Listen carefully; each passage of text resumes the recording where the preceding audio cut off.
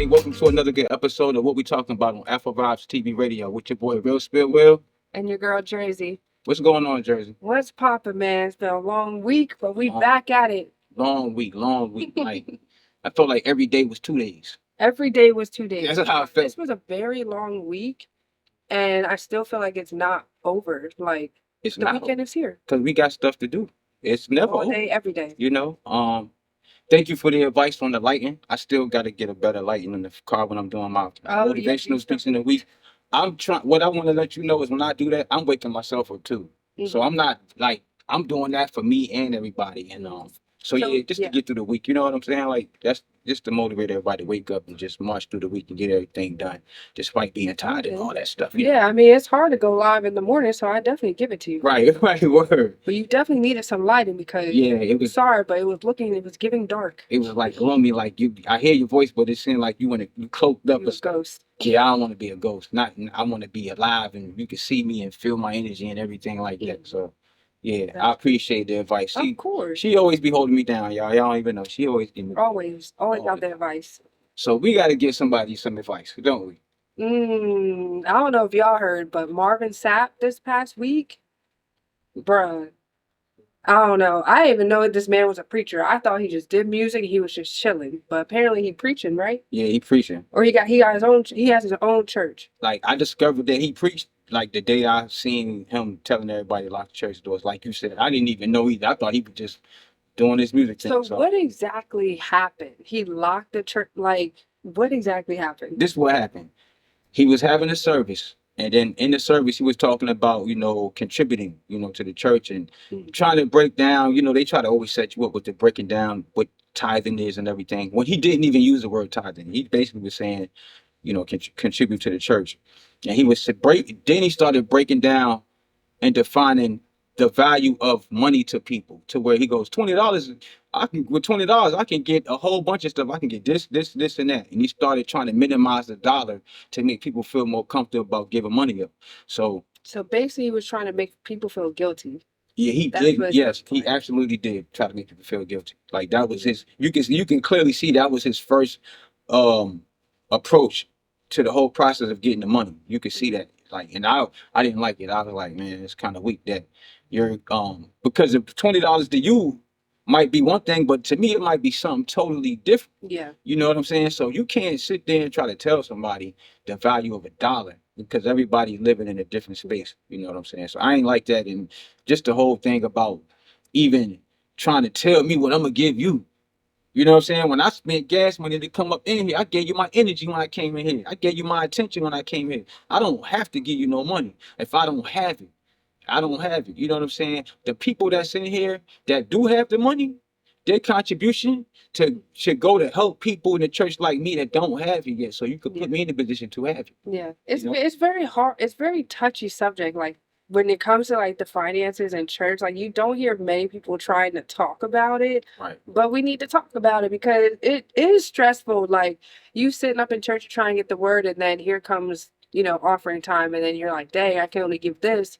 And then if your pastor is trying to push you or make you feel guilty for giving, now it's like, dang, like now I feel obligated to give something. But then what if I do have something really going on? So now it's kind of like that push and pull between relying on my faith and relying on God that he's going to give it back tenfold. Right. But then also know that, all right, if I give this amount, I'm going to go home and now I got to figure out what I'm going to do for X, Y, and Z. Because I just gave my money up that I had to pay something or to eat.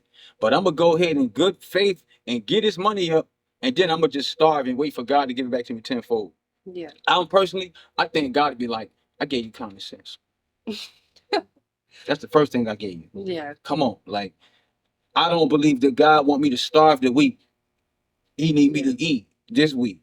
And if I have faith in God, I should say beyond this $30 I got, when I get to the point when I'm my last dollar and my last 2 days of eating, the faith should kick in that way. It's like you gambling. It's like you hustling with God. Like, I'm paying for you to look out. It's like the whole point of church, I ain't gonna get too deep, but it's spirituality. So we're talking about money when we're supposed to be talking about how we're gonna live when we leave here. Because I definitely been to churches where like I'm sitting there and I'm like, all right, like, are we gonna learn about the Bible? Like, Right. This church was literally like talking about how we're going to use this money to build a new sidewalk and build this and build that. And I'm like, Oh. yo, I feel like it's almost time to go when we getting into the word. I came here for the word. They ain't even paint the walls. They ain't even had no new paint on the walls. They can't tell you where this money went either. That's what's crazy. They can't even tell you where the money going. Like this. All right, hold on. Depends on the church. I mean, you can see where it's going when you look at the building. I mean, my bad. I was gonna say, because sometimes on the ties it does say where you can put your money to go towards. Right. But I want to see it. Like I can tell you the money going here, and I can really go off of my travels, and they're like, yeah, this is a project that's gonna take a 10-year project. We building a building fund or a new section of the church. But it's like that's good and well, but building for the church is cool. But how pretty do this church gotta look? If the word is not being spoken, it don't matter how. It's like you're a terrible person on the inside, but you got the most fancy clothes on. You look good on the outside, but on the inside, you don't have anything to give really people any. So you mask it with the outside. Yeah. That's what I look at when I look at churches. This all look all nice. You the think church it's a heavenly look. It looks it looks extravagant. It gives you this imaginative thought process when you see it. But on the inside, is the inside like the outside? Mm. And that's the thing about it. We have been pushed away from it, and I am ashamed of that, man. I can't believe that he even did that. Talking about, and he said close the doors. Like then he did this too. He calculated how many people was in the church, and basically, and about to the $20, and said it should come up to $40,000. So he did the math in his head. And wait, he told the people that I should have 40K basically. Yeah, he said he left the mark. I should have 40K. See, that doesn't make sense. But then you're a music artist, so like, why are you emphasizing the money? It doesn't make sense. It's got to be the biggest hustle. You said the biggest hustle? Yeah, I'm talking. What, having a church? Yeah, because you got to understand something about churches. They don't pay taxes. Churches don't pay taxes. I didn't know that, actually. Yeah, they don't pay taxes. Y'all do your homework. There's no taxes for churches. They don't pay any taxes. Mm-hmm. So you have to think about that. What you need my money for if you ain't paying taxes? I pay taxes and I'm giving you money too, and you don't pay taxes? This ain't right. This is something ain't adding up right here. Something's not adding up. And I think it's the indoctrination of just, well, you know what it is? We are, anybody that's devout, we want to do anything we can to please the Most High, you know, to make sure we in alignment with God. I ain't trying to preach nothing, but we talking about this is the whole thing. So yeah. You're really, like you said earlier, if we do extend ourselves or feel guilty, it's not through the church, it's because of the connection with God. And maybe the middleman, see, this is why you got to stop having middleman. You got a middleman between you and God telling you what God wants from you when you need to talk. You need to learn how to connect with God on your own. That's just like, not to be funny, but you know, even in people in, you know, in the criminal world, in the movies and stuff, if you see like an action movie, you see a middleman and it's a drug transaction or something, the middleman, he's the problem all the time. He creates a distrust between the main guy and the guy on the outside of him. Stop dealing with middlemen all the time. Stop, because at the end of the day, it has to be your relationship with your spirit and your relationship with your own God. You know, it's not a religionship; it's a relationship. It's a relationship, and that's why I know there's people divided. They split it up. They don't say they're religious. They say I'm spiritual because to be religious, you have to be in the flesh to be religious. You have to be this, but to be spiritual is to be what you were before you got here. Like your religion only can be in this body, but if you're more than this body is just an outfit you wear on this planet. You're actually like when I'm talking, I'm animated, but my soul is where this is coming from. Mm-hmm. You know what I'm saying? This is just an identification card so people can recognize me on this planet. That's all your body is. It's very hard to talk about money when it comes to churches because, like I said, like it's financial pressure. It is.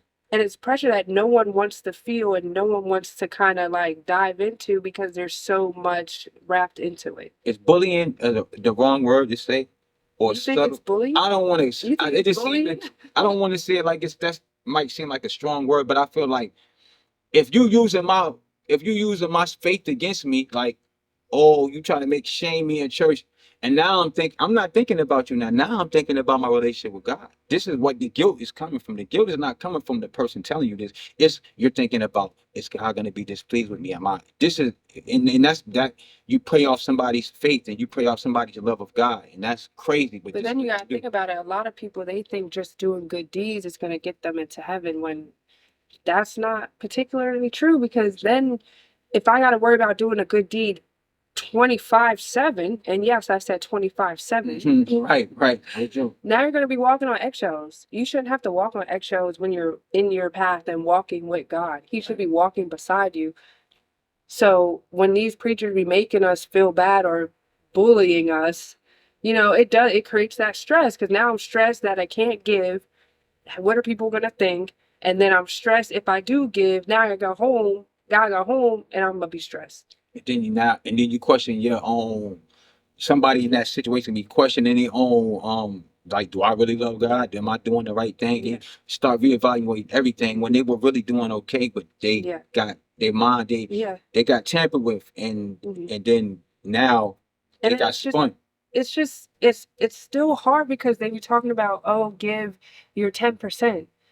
We don't know what everybody's 10% looks like. Yeah, you can have that 90%, but that 10% might mean a lot. 10% can be all I got. Yeah. Straight up, you know what I'm saying? For real, that could be all I have. And this the only thing I question. Like, in our hearts, we know what to do. Like, as you live every day, like, just in life, your spirit, just everybody that got a heart, you know what I'm saying? Somebody who cared, kind spirited people. We don't have to be, good deeds come with who we are. Yeah. Like, it's in you already. Yeah. That's just innately who you are. That's just like me. Yesterday, I went to the grocery store after work, right? I'm in the store, boom, boom, boom. I see people, I just start talking, hey, how you doing? The energy, I seen these people, they was getting their son like a little drink or something on the pick. And they was over there, and I walked through them. I said, how y'all doing? And they was like, hey, how you doing? I said, that's the boss right there. I said, let him get whatever he want. I said, he only gonna be that age one time. I said, let him get it. And they would just, the energy I feel, I reciprocate. I just give good energy, because you don't know what people going through. So the good deeds, sometimes you just being present you being present, like, you're a good deed to me. You just being present is a good deed. Because what comes with you.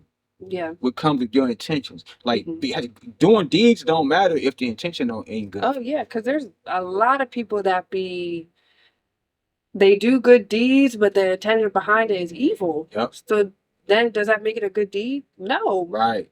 Like, on the outside, yeah. On the inside, no, definitely not. It could be a setup. Like, sometimes they're trying to gain your trust to do something later.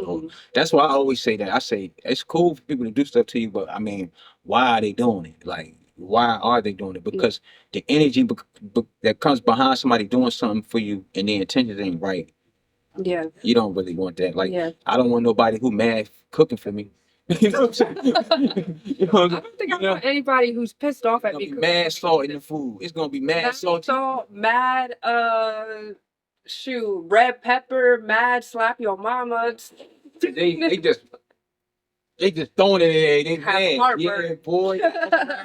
That's why energy. It's the energy, and it's the flow and the natural goodness in people. Yeah. That's why we gonna call him Mr. Close the Doors. Mr. Close the Door need to reevaluate his intentions, because telling people, like, emphasizing, oh, I'm gonna make 40 bands off of y'all today. Yeah, that's crazy. Close the doors. It don't make sense, because then also, why are you closing the doors? Why are you, like, what's gonna happen if I don't give you the money? This is what I want to know, Mr. Seth. Wait, so they were closing the doors so people would give and not leave? Or were they closing the doors and not let anybody else in? No, I feel like, if you talking about giving money, you gonna keep it up. If you ain't gonna shut it so people can't come in and spend money, you're gonna shut it so people can't leave. And then he said it 3 times. He didn't just say it once. He kept telling them, ushers, shut the door. So it's like, what kind of weird, kind of twisted comedy movie we in, where this is the thing? Like, what are we doing? And for you to be a man of, everybody a man of God, a woman of God, your claim, I'm not gonna question that because I don't see you every day. But what I will say is you got outside of yourself when you did that. Like, Yeah. what's the point of that? You closed Your the door. intention behind it wasn't pure. It was, I need that 40K. Yeah. And y'all not leaving until I get it. That's what I hear. Somebody in there got a $200 water bill. They don't know how they're gonna pay. You telling them Right. you to get them some money. Like, But that's the problem. It's creating stress. It's creating this tension between, you know, giving for God in the house of God, and then also, you know, it's just so much stress that it is stress. it's crazy. And anxiety and everything because think about it. You go to church to feel good, right? You to grow, to get connected to God and really find yourself. And now I'm going to church to be guilt tripped into Right. giving money that either I really don't have or I really can't give. Right. It negates the reason to go. Like the first segment, because you know the money gonna come later. They're gonna give you the good word first. He ain't gonna ask for the money. He gonna already have you tied in off feeling the word, and then he gonna ask you. So you done brought me on this emotional high, and then you gonna make me crash at the end before I leave. Like, dang, like you just, but then it has to be strategic, because if he doing it like that, you giving people the high, then they give, now they stress, and you leaving them feeling guilty. Now they're gonna basically they're gonna come back because now they need that high again. Right, they need that high. But he got his money, and that's all they gonna care about. Unfortunately, y'all, we have to go to break, but we will be right back. I know we're having a good conversation, but we gotta cut it right quick. We'll be back. I don't like that. I don't either. Go on. What are we doing? All right. All right. You want to cut it? Yeah. Yeah. So basically, you know what these churches need to do? They need to, you know what? We're gonna talk about that on the commercial break. On the commercial. Fuck. Yeah, she had right. I did. That was all right. You know what these churches need to do? You know what Mr. Close the Door need to do? Actually, I'm gonna hold that thought. We gonna bring it back after the commercial break. So we'll be back with what we talk about on Afrovibes TV with your girl Jerzey and your boy Real Spill Will.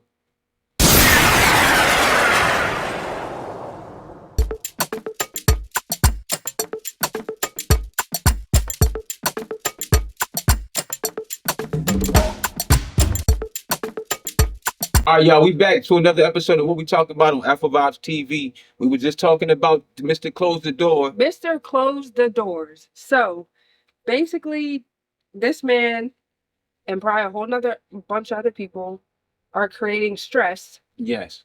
For the people. Yep. For the people. Because you're making people feel pressured, or you're judging people because they might or they can't give.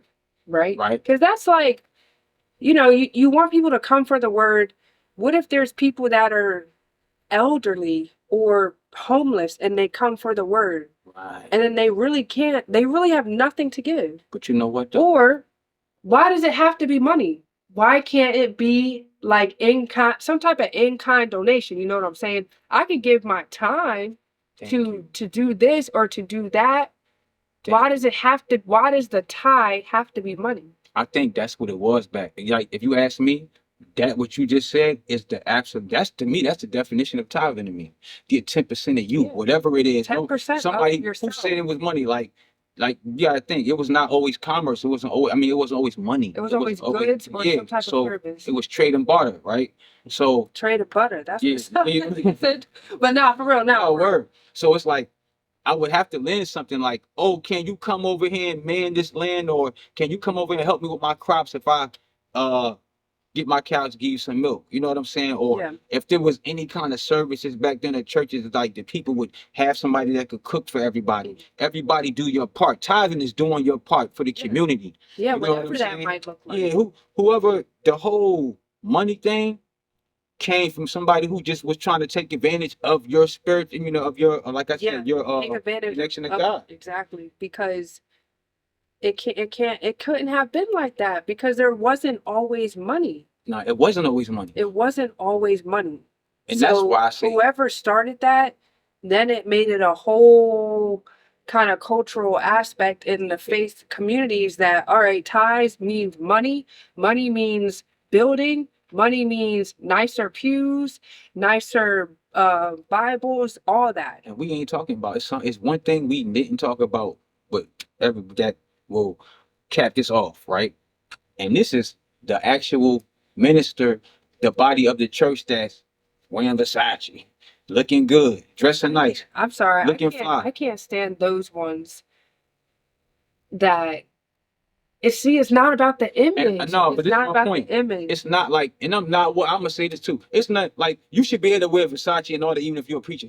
I'm not saying that, but I'm saying when we seeing you lead with your money, like you a minister, but the word is secondary to your image. Yeah. And then you asking for money. It's hard for you to ask me for money in the audience when I know I got to pay my car on next week and I'm behind on the bill, and I'm watching you up here with a $8,000 suit on, $10,000 suit on with gators on, jeweled up, Gators. and you asking me for money. It's not making. It's hard for me to comprehend.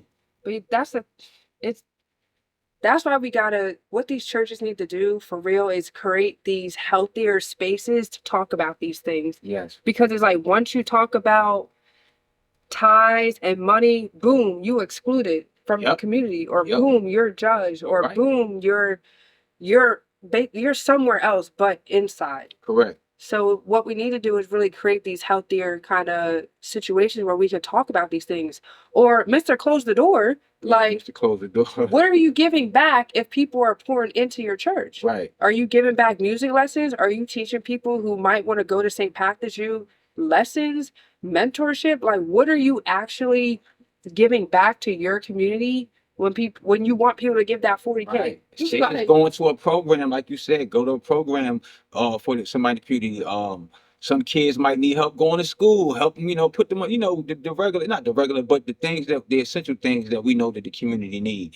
Yeah. If you're not doing that or you're not proposing that, then I don't respect it. I don't respect it. Like me, I'm talking about it, but me, I'm not get off the subject. I want to go out here and feed some people. You know what I'm saying? Just to throw it out there. But my whole point is, when you have it already and you have more than everybody else, you should give more and let everybody else give what they can. Mm-hmm. To me, if it's about that, because you got two kind of people that's leading churches. You got some that's doing it as a career, like some of them think they rappers, like they doing it for the money, and that's it. And then you got the devout ones that's really out here sweating, and they're gonna really die for God, like they're really doing it for God. So we got to figure out which one is in each church. Yeah. No, it's really true. And Mr. Close the doors. What if I'm gonna propose this right now? So Mr. Close the door, please watch this or send this to your friends so they can send it to this man so he can watch it. Yes. Why not? And this could be for any churches or anything. Why not create like financial workshops for the people that are in your community, for the people that go to your church, so that they can learn? Because sometimes some people, they don't give because they don't know how to manage their money. Correct.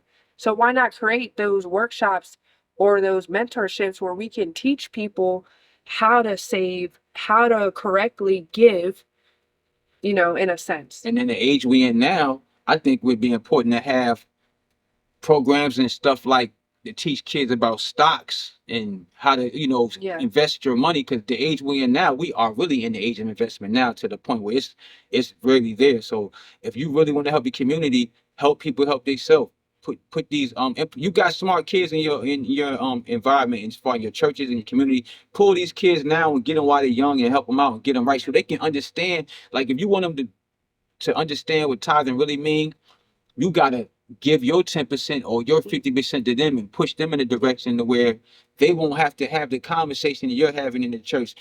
Ask if they will give it on their own. Yeah, because they believe they'll be more willing to give, whether it's money or giving themselves, when they know they're in a safe environment and they don't feel judged or feel guilty about not having the finances for it. And they know it's a genuine environment. They know that the actual God is a woman that's ministering, preaching, actually are really for the people and they're for God, and they don't have any motives that's under the surface that we can't see, that's not for us. So it's all about just really caring, and you can't make nobody care. You know what I'm saying? You can't make nobody have a heart. You can't make nobody care. No, they either do or they don't. And I don't appreciate people having to feel like that and it's the good people that stressed out. I mean, it's the people who like, dang, I don't want to let God down. That shit is that's just a shame that people got to even hear that in a church. But then what is church? That's another story. What is that? Just stay centered. Your soul will never lie to you. You might not always listen to it, but it'll never lie to you. Your intentions is always pure when it just comes from you just caring just naturally. You have a people who have conscience. A conscience means that You're aware. you have a governor on your soul to where you're not gonna, just like a car has a governor, you don't go so fast. You're only gonna go so far. You're not gonna violate anybody or violate the laws of nature. You have an understanding with being a good person. You want to be a good person. Like, you can't find it in yourself to do anything to harm nobody. That's just a natural feeling when you just, I feel like anybody that's God's child, that's how they are. Yeah. You know, it just takes reframing the whole idea on ties. Yeah. And like I said, whether it's the financial workshops or even mental health workshops, because this stuff is stressful. The church needs to be restructured. So, because for all that to happen, we got to go in here and we got to clean it up. Yeah. Or you got to make your mind right too. Right. Yeah. And your mind has to be right so you don't make basically emotional decisions because you're stressed out, but then you're trying to meet certain obligations. Like, your mind has to be calm at least, or at least to a certain level where you can make smart decisions. At least settle like water. Like, this, you don't want to be. Yeah, like you said, you want to at least have it. Your mindset can only process in a positive manner when you're in a settled environment, because you can't. Or you're around positivity. You're around people, settle you. If you're around people that are making you feel guilty, what's that? That's not going to do nothing. That's not going to do nothing. And then also kind of emphasizing that ties doesn't mean always money. Nope, not at all. What are the other ways that you can contribute to the church? You probably gonna help somebody a lot more with just a couple of dollars than actually catapulting them by inspiring them and teaching them things that they can really use beyond what you, beyond your money, beyond the money you want from them. Yeah, because imagine the impact is different teaching your however many people this is that makes up 40K. That sounds like a lot of people. Right. So imagine you're impacting those people to be better people. They meet one person. Imagine how many more people is impacted, and now that's just spreading. Right. Why don't people not want that? That's true. People are so focused on money. And money is the root of all evil. Yeah, it can give us opportunities. Yeah, it can make opportunities to make us happy. But at the end of the day, when you go home and you're sitting with yourself, now you got to realize, is my soul good or is my soul bad? Am I happy with myself or am I mad with myself? A lot of people rich and famous, what do? They stay drugged up all day because they don't want to think about nothing. Because like you said, they have all this money and they are miserable. But they still gotta go to these. They gotta be at these dates. They gotta be at these meetings. They gotta be at these shows. So for them to just be numb, most of them are gonna be numb because they don't want to think. Their conscience is eating them up every day. I don't know what they're going through. I'm not here to talk about all that, but I know that they're drugged up for a reason, and I believe it's because they don't want to have to deal with anything. They don't want to have to feel anything. They don't want to have to ponder on whatever they're going through. So like money, I don't know. I don't believe money makes you happy. I think. We want the money. We want the money, though. I would say, let's be real. We want the money. We gotta have the money. Like I said, money can create opportunities to make you happy. Yes, indeed. It's access. Because like we said it before, we see all these celebrities that have money and they're depressed. Yeah. So that money's not making them happy. It's something else. They not. And I'm not. Well, I can say it. They're not living their own truth. They're not. I don't know what they're doing, but they're clearly not living in their own truth if they don't want to face themselves. If to the point where they drugged up all day, they don't even want to face themselves. That means that even though they had the money, it goes back to what we was talking about, your intentions and what your heart is really like and what you are. Some of these people are good people who probably in bad situations and they don't want to deal with it, so they get on drugs. But at the end of the day, you gotta always, like we always say, you always gotta remember why you started doing what you was doing. Like, it was all about your why. Right. So whenever Mr. closed his door, why is, it's obviously not aligned with, it's not aligned. It's not. To really give back or impact. It's money. That's literally what it is. Right. And why don't people, I understand we got a church and everybody in church giving money to the church, but if it's that serious, why don't you have an outside source? You have connections. And you're in Mr. Close the Door situation, Mr. Sack, or Minister Sapp, Reverend Sapp, I don't know what his title is, but I do know that he has connections to where he don't even have to just ask the church for money. He can get somebody to help the church. Like, let people live, man. And when I say that, it's like, if I know you ain't got it, might not know your whole story, but I know, like, not to be funny, but like these the common folk. And when I say common folk, I mean they living in everyday reality. They still got to deal with bills and stress and check to check or whatever like that. Yeah. Man, leave them people alone, man. Yeah. Leave them, let them Especially build. for him that's at his type of level. We know he's 6-figure dude. We Yeah. know you. We know you got bread. You know, I won't go say it, but we know you got money. And I mean, I'm not counting your pockets, but because I know you got money, you can't be telling me what $20 mean to me. Yeah. Or You just telling can't them tell to me. close the door. No, I still can close the door. I've close never the door heard. is crazy. I've never heard any preacher, reverend, close the doors. I only hear that in like mafia movies. Like real for Right. real. Like I only hear that in Italian movies, gangster movies. Only time I'm hearing somebody tell somebody to close the door. You know something bad is going Yeah, down. something bad has definitely happened. Something that they don't want somebody outside the door to see. They say shut the door. So that was not good for him to do that. I think he'll be all right, he'll get over it. But I really now want to know what is going what's in his head, what's his psyche, how does he see Now I want to go and see research. Like, did you go and get your certificate or your like classification to be a reverend? Like, or they just letting you preach because they fans of your music. Like, yeah. I mean, that, or because you're Marvin Sapp. right, and that's what is it? But you just disappointed me, brother. Yeah. It's all good though. You got good music though. You can sing. You can sing. We can't. I'm not going to deny that. Yeah, you can do have sing. good music, but your intentions right now is looking a little sus. Yeah, we need you to sing about how you're going to match the $40,000 next time. Ooh, yes. You know. No, for sure. Yeah. But yeah, for those that are watching, you just got to remind yourself, your faith and giving should align with your capacity. Yep. With your capacity that isn't compromising your mental health. Correct. Because at the end of the day, your mental health and how you view yourself and how you are with your own spirit, it really does truly matter. It does matter because you go there to build. You go there to get stronger. You go there to build your confidence, and you go there to reassure yourself. Mm-hmm. You don't go in there to second guessing yourself, having self-doubt, and then going in there feeling miserable when you leave, feeling like you don't. Almost to where you don't feel like you belong here, like you're not. Or you good shouldn't enough to go, be. and that's why some people they might try to just view church online Yep. because now you're not feeling obligated to give because you're not physically there. That might be the same. Even though some churches they'll have, hey, go to this link if you want you know they got the super chat for the preachers there. You know they got the little cash app, whatever that is. Some type square. The Lord said Zilly. I just talked to the Lord and he said, you're sitting on your brown couch right now. You know how they do it. You're sitting on your couch now. You're eating your popcorn and you ain't doing nothing. And you ain't show up to church today. The Lord said you need to sell that money right now. They good at it, boy. They good.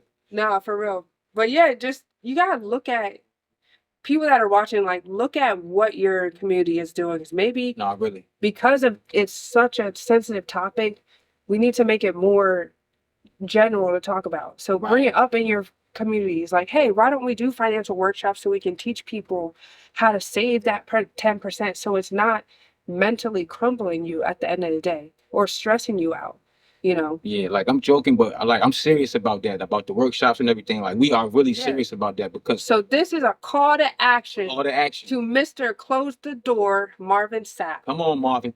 Open the doors. And teach the people. Yeah, bring them in and let's talk about what you just did and what you said. And one thing about our show, we want to talk about things, but we like to have solutions. We want to see how we gonna fix it. So all about the solutions at the end of the day. Gotta fix it. So instead, we got on you and all that this show, but at the end of the day, we do challenge you, like she said. Let's make something happen from this. Let's create programs for the churches so that way that these situations you don't have to feel like you gotta keep on forcing yourself on people and you asking them to support. So and whatever that looks like, giving back. You already are in a certain field that a lot of people that probably go to your church want to get into. Correct. So why not give it back with your time? Give your tithe of yourself and give it back in that sense. Be the tithe. Be the walking tithe that you asked for. That's what you need to do. Yes. Be the tithe. I want to see how many people come back next Sunday. So I guess we'll figure that out. We definitely will. We'll definitely figure it out. And hold on, I thought you were about to end it. No, I wasn't. Then I know if we was I supposed to end it yet? I can end I up. feel like that was an ending point. Okay, it was a nipple. Yes. All right. So I guess we'll figure out how many people come back to his church next Sunday. Yeah, we're gonna figure it out next Sunday. And unfortunately, we are done for the day. We have no more time. We enjoyed ourselves with y'all this week. And next week we will do a follow-up and see what happens in Mr. Sapp's church. Mr. Close the Door. Mr. Thank Close you for joining us on another episode of What We Talking About on Afrovibes TV with your host Jerzey. And your boy Real Spill Will. We gone. We gone.